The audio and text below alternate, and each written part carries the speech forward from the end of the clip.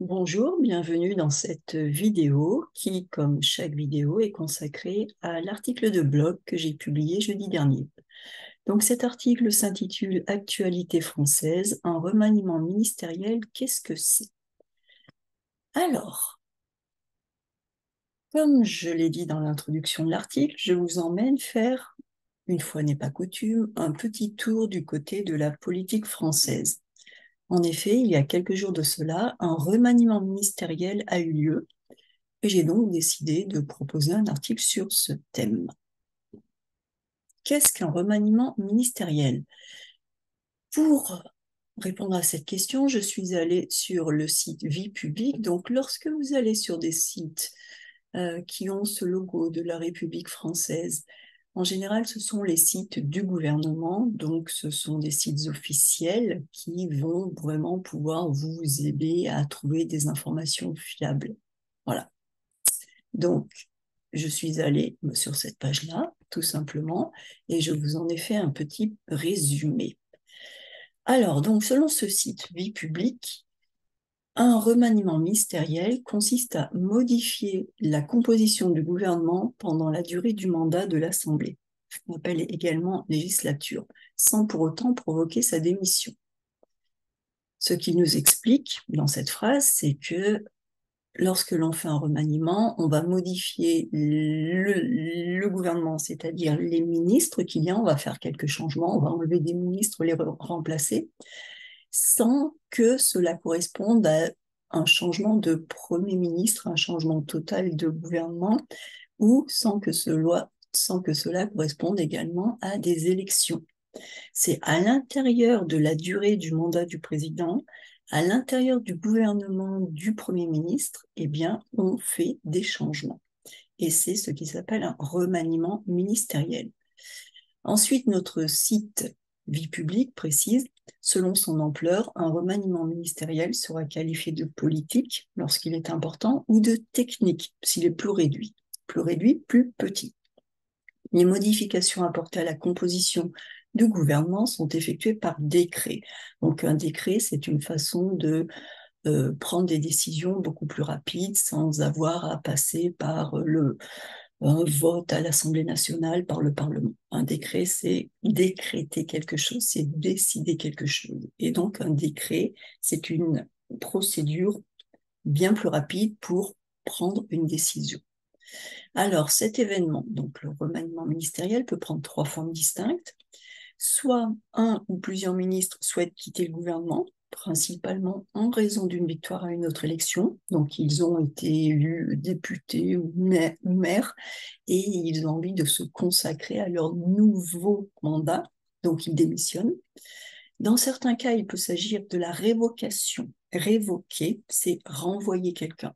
Donc, il peut s'agir de la révocation d'un membre du gouvernement qui a fait une bêtise, qui n'a pas fait son travail, donc on va le révoquer. Et puis, troisième cas de figure, le remaniement peut prendre une forme plus importante. Il se produit lorsque le gouvernement est en place depuis plusieurs années et que le besoin d'un changement se fait sentir, soit lorsqu'il essuie de fortes critiques dans l'opinion publique, voire connaît des revers électoraux. Et là, on est plutôt dans ce troisième cas de figure, on a une actualité sociale, politique, économique en France qui est assez tendue, assez mouvementée. Il y a un assez fort mécontentement dans la population, et donc on est plutôt dans le cas de figure du gouvernement qui essaye de redorer son image, de se donner un nouveau souffle, un nouvel élan. Alors, quel a été le contenu du remaniement ministériel? Ce 20 juillet 2023, Elisabeth Borne, je vais le prononcer correctement, Elisabeth Borne, la chef du gouvernement, donc la première ministre, a présenté son gouvernement remanié, autrement dit modifié. J'ajoute dans l'article que si le détail de la politique française vous intéresse, je vous mets le lien vers un article de presse du journal Ouest France qui détaille les sortants et les entrants de ce jeu de chaises musicales. Donc les sortants, ce sont les ministres qui étaient ministres avant et qui ne sont plus, qui sont remerciés, et les entrants, c'est ceux qui deviennent ministres. Je parle d'un jeu de chaises musicales, c'est une expression pour dire que, en fait, il n'y a pas de place pour tout le monde. Donc, cet article est ici. On nous dit remaniement, 8 nouveaux entrants, 3 ministres changeant de poste, les ténors maintenus. Les ténors, ce sont les grands ministres. Donc, si cela vous intéresse, vous pouvez aller lire cet article. Ce qui est le plus intéressant, à mon avis, concernant ce remaniement, c'est la suppression des personnalités issues de la société civile. Ça, c'est quelque chose que j'ai entendu à la radio, que j'ai lu dans des articles. Et donc, il y a une suppression des personnalités issues de la société civile au profit de politiques professionnelles.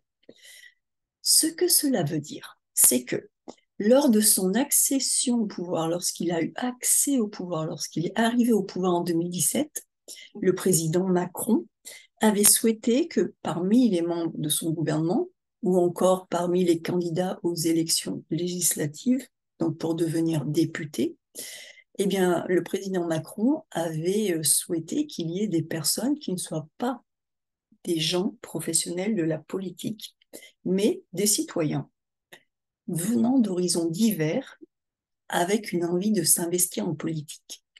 Tout ça, c'était assez révolutionnaire en quelque sorte, parce que normalement en France, les politiciens sont des professionnels de la politique qui font toute leur carrière en politique. Et là, Macron a introduit en 2017, a vraiment poussé pour que certaines personnalités de son gouvernement viennent de la société civile au lieu d'être des politiques professionnels. Le but était de rétablir une connexion entre les Français et le monde politique qui évolue très souvent dans une bulle inaccessible. Ce monde politique évolue très très souvent en dehors de la réalité.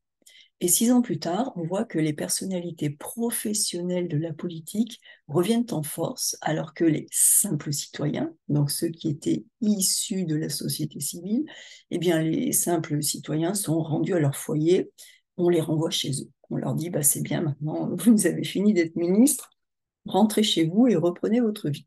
On remet à votre place des professionnels de la politique.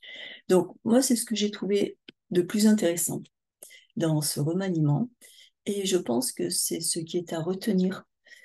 Si vous devez savoir une chose de ce remaniement, ce n'est pas tellement qui est devenu ministre, quel est son nom. Enfin, si ça vous intéresse, eh bien, vous aurez plus d'informations dans la presse. Mais ce qui est, à mon avis, le plus marquant, c'est ce tournant, ce retour à la bonne vieille politique professionnelle au détriment d'un mélange de gens d'horizons plus variés. Est-ce que c'est un échec? Ça, je ne sais pas. À la suite de l'article, j'en ai profité, vous me connaissez, pour vous donner un peu de vocabulaire. Premier terme que je vous propose, un remaniement, est le verbe remanier. Remanier signifie reprendre un travail, quel qu'il soit, et le modifier, afin de l'améliorer, de le faire correspondre aux objectifs. Ce chapitre du livre n'allait vraiment pas, mon éditeur m'a demandé de le remanier. Il me fallait 200 grammes de sucre pour cette recette, je n'en avais pas autant, j'ai dû un peu remanier les proportions pour les adapter. J'ai demandé à l'architecte de remanier les plans de notre maison, car je voulais avoir une plus grande cuisine. Grâce à son travail de remaniement, j'aurai enfin la cuisine de mes rêves. Donc là, on voit avec ces exemples que quand on remanie quelque chose, on part d'un objet ou d'un texte ou d'un support existant et on le retravaille, on le retouche, on le remanie pour l'améliorer, pour le faire correspondre à ce que l'on veut. Ensuite, on a le verbe manier. Alors, manier signifie manipuler, mais pas dans un sens négatif de tricher ou dissimuler. On n'est pas en train de manier une personne pour arriver à nos fins. Ce n'est pas cela. On est en train de manier dans le sens manœuvrer, manipuler, mais au sens premier du terme. Il s'est entraîné pendant des années et maintenant, il sait très bien manier le fleuret. Et il a gagné plusieurs compétitions d'escrime. Donc un fleuret, c'est la petite épée très fine et flexible que les gens qui font le sport d'escrime ont. Donc quand on fait de l'escrime, hop, escrime, hop, fleuret. Je vais vous montrer ça. Quand on fait de l'escrime, eh bien, hop, On va aller prendre une image, ça va aider. Oh, on ne dit pas qu'on a une épée c'est plus grand. Une épée c'est beaucoup plus large. Voilà, on a un fleuret. On a un fleuret, le fleuret c'est vraiment cette épée très très fine. Donc on ne dit pas qu'on fait de l'escrime avec une épée, ça n'irait pas. Une épée c'est bien plus lourd, bien plus large et ce n'est absolument pas flexible. Deuxième exemple, c'est un virtuose du violon qui manie son instrument avec dextérité. Dextérité, c'est-à-dire avec adresse, quand on est adroit, quand on est habile. L'opposé de dextérité, c'est quand on est maladroit, quand on est gauche. Intéressant, hein? Dextérité, on a la racine de droit, dextre. Quand on est ambidextre, on peut se servir de ses deux mains. Et quand on n'a aucune dextérité, eh bien, on est maladroit, en un seul mot, maladroit. Et le synonyme de maladroit, c'est gauche, l'opposé de droit. Troisième exemple, j'ai appris à manier cet engin, maintenant je sais très bien m'en servir. Donc voilà pour ces exemples que je voulais vous donner. Je voulais vraiment vous montrer la différence entre le verbe remanier et le verbe manier, qui n'ont absolument pas la même signification. Le maniement ou un remaniement, ce n'est pas la même chose non plus.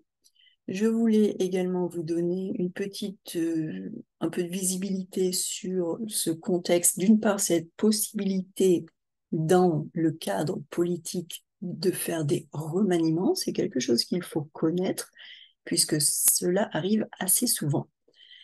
Et je voulais également que vous puissiez comprendre ce qui est important dans ce remaniement ministériel, c'est bien en fait le remerciement, la mise à la porte des personnalités issues de la société civile au profit de nos bons vieux politiciens, les baroudeurs de la politique, ceux qui ont l'habitude. Donc voilà pour l'article. On se retrouve, abonnez-vous à ce blog ici, et vous aurez chaque samedi une activité, une newsletter avec une activité qui correspond à un approfondissement de ce que l'on voit dans l'article du blog et qui est réservé uniquement aux abonnés. Et bien sûr, le mardi, pour la vidéo que vous êtes en train de regarder, parfait. Si vous souhaitez progresser plus, je vous propose des cours particuliers spécialement adaptés aux adultes, ainsi que des cours particuliers pour les expatriés. Et si vous préférez travailler en autonomie, eh bien, vous avez également accès à mes cours en ligne en autonomie. Vous avez une large gamme de cours, aussi bien des cours de grammaire que de vocabulaire que le cours de perfectionnement intégral. Choisissez le cours qui vous convient le mieux. Dans tous les cas, je serai ravie de vous aider.